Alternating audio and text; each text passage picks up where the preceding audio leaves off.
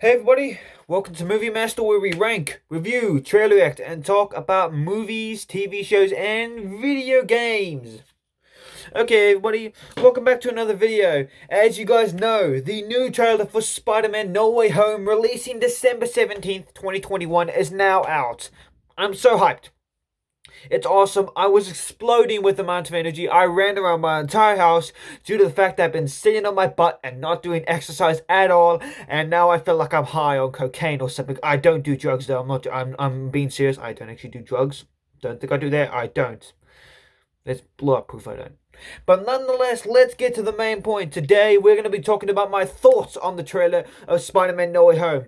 And what so far is happening with the film, overall what is going to happen, what are some theories I might have, and some ideas that I want to talk about, and not really talk about the future of the MCU, since a bunch of people, especially Emergency Awesome, already talk about this stuff that I don't really need to give my explanation. So, let's begin with what's happening so far with the film. The start of the film obviously got started in production around mid last year. That's when the script was getting read, and the filming, all the actors got the scripts around late 2020, around October, July, August. That's when the act and around September, October, Tom Holland, Zendaya, and Jacob Batalon, and a bunch of other actors started arriving at Atlanta to shoot the New York scenes. Obviously, due to COVID, they had to shoot in Atlanta. But continuing in the later season, around March this year, they finished filming for Spider-Man No Way Home. But earlier this year, about around May or June, they had to start reshooting, which means likely some things are getting added in. And around February, a title was revealed as Spider-Man 3 No Way Home, including the moniker of Home Again, keeping that consistent throughout John Watts' trilogy of films. This will be the third Spider-Man movie since Sam Raimi's Spider-Man 3 released in 2007, and it seems that just like that movie, this is the third biggest hyped Spider-Man movie. Spider-Man 2002 was the most hyped Spider-Man movie of its entire franchise, due to the fact it was an adaptation of the character. Although adaptations of the character had been made in the 70s and 80s, this was the first big budget, worldwide, world famous, helmed and directed by Sam Raimi and starring Tobey Maguire, Kirsten Dunst, Willem Dafoe, and James Franco in the iconic roles of Spider-Man, Mary Jane Watson, Green Goblin, and Harry Osborn in those iconic roles, along with Rosemary Harris, Cliff Robertson, and other actors in the franchise for Spider-Man 2002. Spider-Man 2 did get hype, living off the hype of being a sequel to one of the biggest superhero movies. Spider-Man 3 lived off the hype of having Venom for the very first time on screen, and the symbiote. The Amazing Spider-Man lived off the hype of being the first reboot of the franchise. The Amazing Spider-Man 2 lived off the hype of The Amazing Spider-Man 1, being a sequel to The Amazing Spider-Man 1. Spider-Man Homecoming lived off the hype of being a reboot and a sequel to, not only a sequel to Captain America Civil War / spinoff, a reboot of the Spider-Man franchise. So that lived off the hype of being a Spider-Man movie and an MCU movie. Spider-Man Far From Home lived off the hype of being a sequel to Endgame and telling us what happened after Endgame. This movie lives off the hype of the last movie and the Spider-Verse movie. Like Spider-Man to the Spider-Verse lived off the hype of being a Miles movie. Venom lived off the hype of being the first Spider-Man spin-off movie. Venom 2 is living off the hype of being a sequel to Venom. Morbius will live off the hype of being a spin-off from Venom. All these movies will live off different hypes. Spider-Man Into the Spider-Verse 2 will live off the hype of its very first movie. This movie will live off the hype of the first two Spider-Man movies and the other movies. So yeah. But besides that, this movie is one of the most hyped movies, and I'm so glad I get to finally see this movie. I have been waiting for it, and I'm very excited. This time, it looks like they're finally doing what I hoped they would do and push away from the Iron Man center storylines. Iron Man will still be a looming effect. Even though he's gone, he is most certainly not forgotten. He'll be featured in many What If episodes as a zombie, very, very accurately to his character, as a zombie, and as a character who is a very different incarnation of Iron Man to the MCU one. And yeah, besides being featured in What If, he'll be likely mentioned in Spider-Man No Way Home, considering the fact they've consistently talked about this. This will be the first Spider-Man movie where a returning villain has come back, considering that most of the previous two Spider-Man movies have focused on more new villains. So, the old villains we can expect is Dr. Octopus from Spider-Man 2, and Green Goblin from Spider-Man in 2002, Electra from the Amazing Spider-Man 2. It's unlikely we're gonna get it's unlikely we're gonna get the other villains, like for example Topher Grace's Venom, considering he is dead. Sandman from the third Spider-Man movie. I don't know who plays him. I keep forgetting his name. Reese Fiennes' version of Lizard. Paul Giamatti's Rhino, and Dane DeHaan's Green Goblin. It's unlikely we're going to be seeing any of those guys. We could probably see them in the animated world of Into the Spider-Verse, but unlikely. Vulture right now is locked up in prison. Scorpion is right now also locked up in prison, and Mysterio is presumed dead. So yeah. But it's really awesome. I'm sad that obviously Kraven the Hunter is getting his own solo film, considering he is not a part of this movie. So this movie is balancing two things. Being a sequel to, it's balancing the reveal identity of Spider-Man and a live-action Spider-Verse. It is balancing those two things, which is amazing. So yeah. But back to the main point. Not only is John Watts returning as director, but Kevin Feige is obviously returning as executive producer and producer of the film, so will Amy Pascal, one of the heads of Sony, and, of course, Avi Arad, considering Avi Arad has been a big part of the Spider-Man movie franchise since its beginnings, and a part of the Spider-Man franchise as a whole since the 1990s show. So, nonetheless, it is obvious that this will be distributed by Sony and by Marvel Studios. So, yeah. And also on another subject, not only those directors and producers returning, we also got Tom Holland reprising the role as Peter B. Parker, aka Spider-Man, Zendaya as MJ, aka Michelle Jones / Mary Jane Watson, Jacob Batalon as Ned Leeds, and likely whoever plays Flash Thompson, Betty Brant, and some of the many other characters, including some of his teachers. Not only that, we will likely get a little bit of a cameo return from Jake Gyllenhaal and Adrian Toomes. Not only meaning that, we are getting some other returns of characters. Marissa Tomei returning as Aunt May, Jon Favreau returning as Happy Hogan, and many more actors returning to reprise their roles within the MCU. But yes, nonetheless, this will be the 11th installment of the Spider-Man franchise. That being following that, there have been 9 Spider-Man films so far. Spider-Man, released in 2002. Spider-Man 2, released in 2004. Spider-Man 3, released in 2007. The Amazing Spider-Man, released in 2011. 2012. The Amazing Spider-Man, released in 2012. The Amazing Spider-Man 2, released in 2014. Spider-Man Homecoming, released in 2017. Venom, released in 2018. Spider-Man Into the Spider-Verse, released in 2018. Spider-Man Far From Home in 2019, and this year in 2021 will be release of Venom 2 Let There Be Carnage, releasing this September, and I'll be going to see that with my mom, and it will be awesome. I've actually never seen the first Venom, and I'm so hyped to go see the first one, to watch the first one on Blu-ray, because that's what I want to watch it on, and because I've currently seen Spider-Man 1 through to the Amazing Spider-Man 2. I now need to watch Venom. Either that, I'm just going to reset my marathon and get all the way up to Venom. But either way, now I get to watch Venom Let There Be Carnage in the cinemas. And then after that, there'll be the 11th movie, Spider-Man No Way Home. And then 3 more movies after that, being Into the Spider-Verse 2, Morbius, and likely a future Spider-Man sequel with Tom Holland. Because it's undoubtedly that Tom Holland will continue his role as Spider-Man. Because he is set to appear in 2 more MCU movies, Spider-Man 3, No Way Home, and a team-up movie. And likely will appear in some of the Sony movies. Likely because I want him to appear in some of them. It would be nice to connect the Venom movies, Venomverse, to the MCU, considering that make it so much more easier, and that meant that Spider-Man can not only he can cross over into his little circle of the Sony Spider-Man universe, the Venomverse, and then sometimes pop out of that world and sometimes join the larger scaled MCU.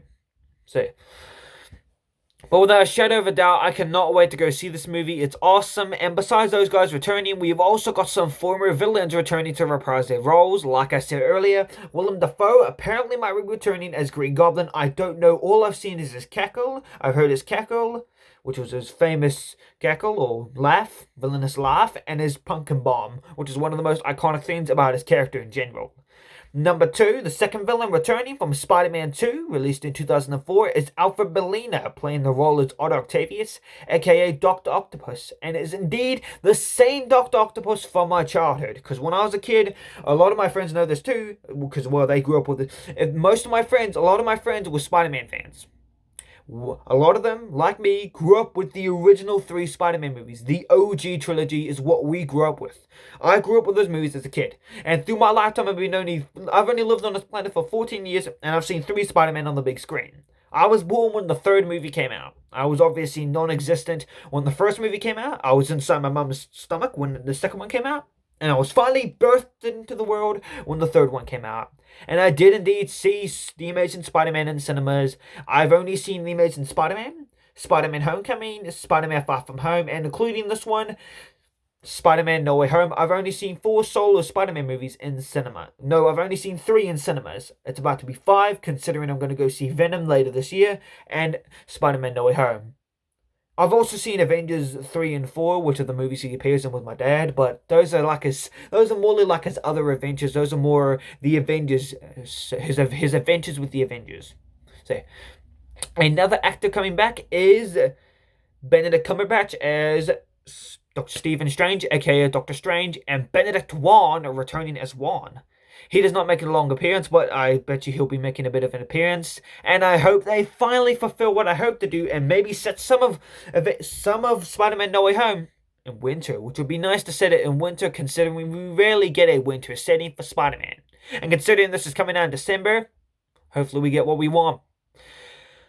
So yeah, nonetheless, I'm excited for this movie, and now we get to my thoughts on the trailer. My thoughts on the trailer are, well, it's awesome.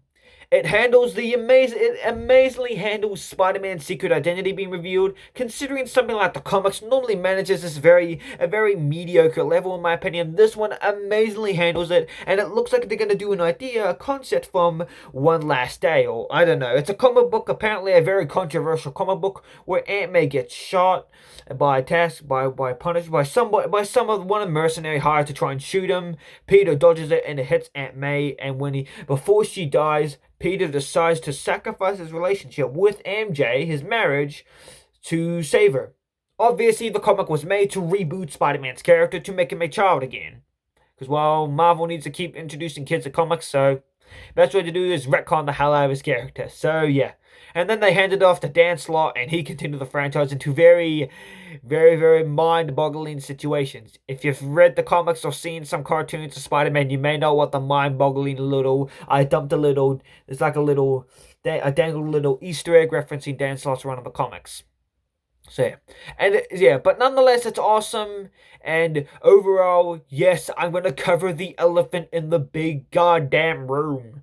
Yes, I am aware of the many talks about Tobey Maguire, my childhood Spider-Man, and Andrew Garfield, my least favorite Spider-Man, returning to reprise their roles as Spider-Man from their separate franchises. Possibly, this is a possible idea, considering Sam Raimi is directing Doctor Strange in the Multiverse of Madness, releasing next year, and considering that's, well, some of their villains are appearing in this movie, it's plausible that they might appear. I'm surprised out of all the villains, Electro is the one appearing. But considering Electro is the only villain that the rebooted that the original and the current franchise never used, I'm not surprised they picked him. And considering he was one of the really good actors, they chose some really good actors. Rhys Fiennes, Paul Giamatti, Jamie Foxx, Andrew Garfield, Emma Stone. They chose some amazingly great actors, and they looked pretty decently. Emma Stone and Andrew Garfield looked a bit like teenagers. They looked like kids in college more accurately, so they would have been better as Peter Parker and Gwen Stacy in college, but they acted like teenagers. Although realistically, teenagers are not that confident. I know that from personal standards, considering I myself am an actual teenager. So if you take that from a realistic point of view, that's not how they are. But yeah, but none of that mumbo jumbo about Andrew Garfield on that. I will talk about that in my Amazing Spider-Man 1 rewrite. That will be coming probably next year or sometime in this year, because there'll be rewrites of certain movies I want to do, and I'll be uploading that to my channel. And yeah, I'll be doing my first one will be on The Amazing Spider-Man. So tell me what you think in the comments below of an idea of a rewrite of The Amazing Spider-Man. And tell me if I should rewrite some other Spider-Man movies that are not as good as the other ones. But yeah, nonetheless, I am hyped for this, and I'm very glad. And yes, I do really hope they bring back it, but I know not to get my hopes up. I've had my hopes crushed before a lot. My hopes have been crushed quite a lot before, and I don't want to get overhyped and get disappointed. This has happened to me before, and I don't feel like having to deal with that. This happened to me before with Transformers 5. I thought Sam Witwicky might return, or some original character might return. But no. And Lennox returned in Transformers the last night. He was from the first three movies and didn't appear in the fourth. But yeah, and Barricade, all of that. I don't want to get overhyped about something and then get extremely disappointed that they didn't come back. I don't want that. So I don't want to get overly hyped and wait. I want to wait. That's all I want to do. I want to wait until they appear. So, but nonetheless, let's continue. Overall, yes, the possibility of Tobey Maguire and Andrew Garfield appearing is possible. Considering that Tobey Maguire has not had any action in movies, and considering he maybe may want to, he has in many interviews expressed his interest in reprising the role if it would ever to present himself, or yes, he would either reprise the role of Spider-Man if it ever presented itself, or play another role if the role was interesting to him. So yeah, that might be a possibility of it returning. And same with Andrew Garfield. This is a different thing. Andrew Garfield hated his time as Spider-Man. I don't really think he would want to return. There's a possibility, but overall, we gotta consider different options. I know a lot of Andrew Garfield fans who were fans of The Amazing Spider-Man as a kid really want him to come back.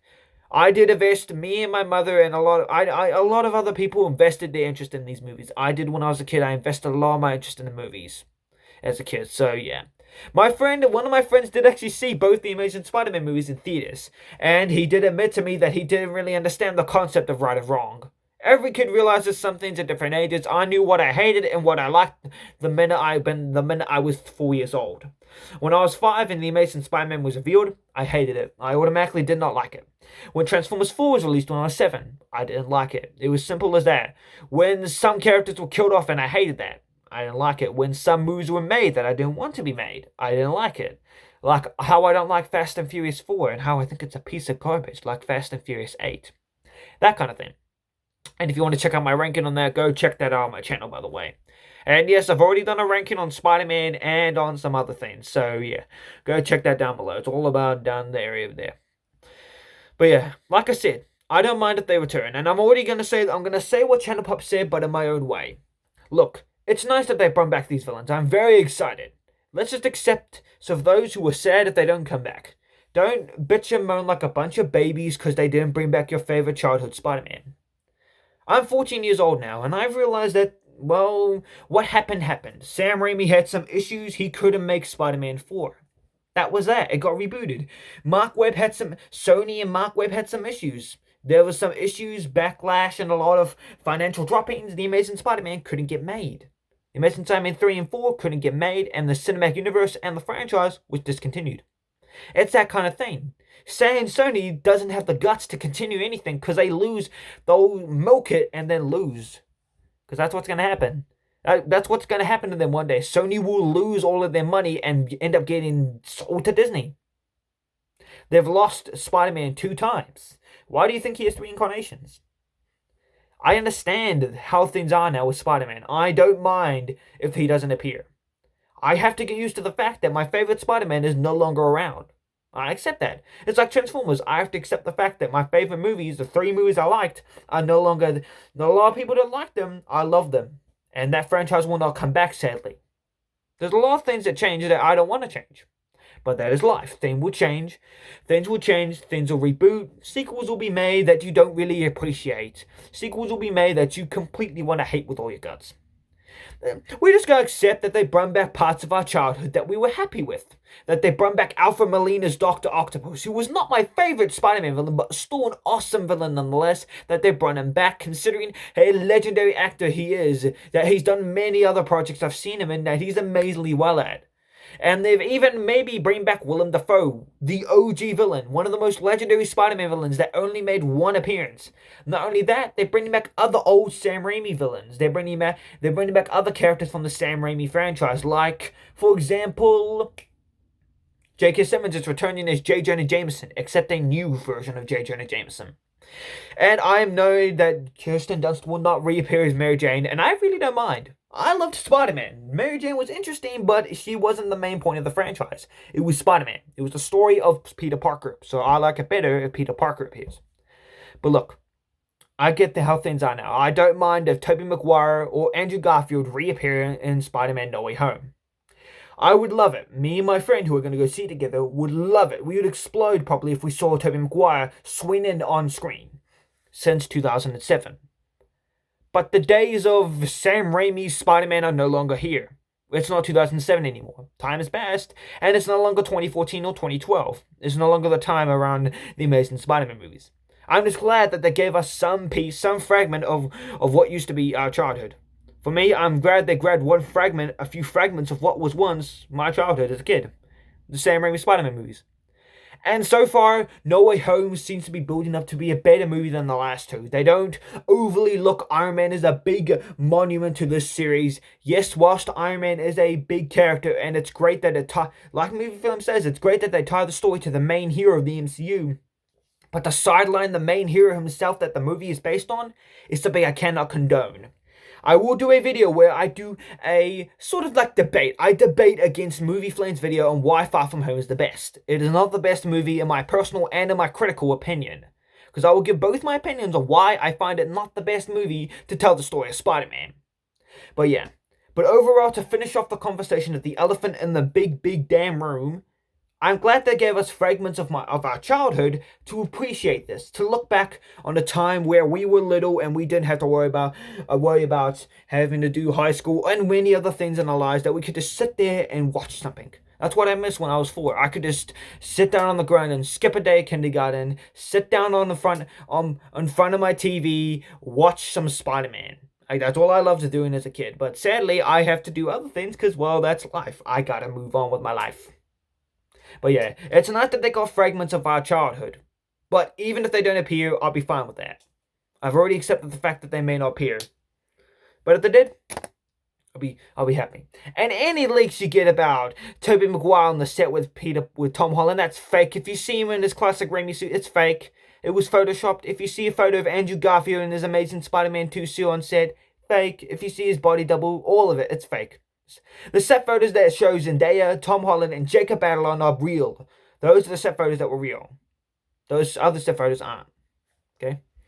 But yeah, I like the trailer. I love the movie. I can't wait to see it. And I'll be disappointed, but happy nonetheless that even if the other two Spider-Men don't appear. But yeah, that's what I think of it. And maybe we might even get a Sinister Six. But that might be saved for another adventure with Spider-Man. But nonetheless, thanks for watching, guys. And if you want to like this video, if you want, you can give it a like, subscribe, and click the notification bell so you don't miss any of our content on the channel, depending if I don't even know what version of YouTube you're on.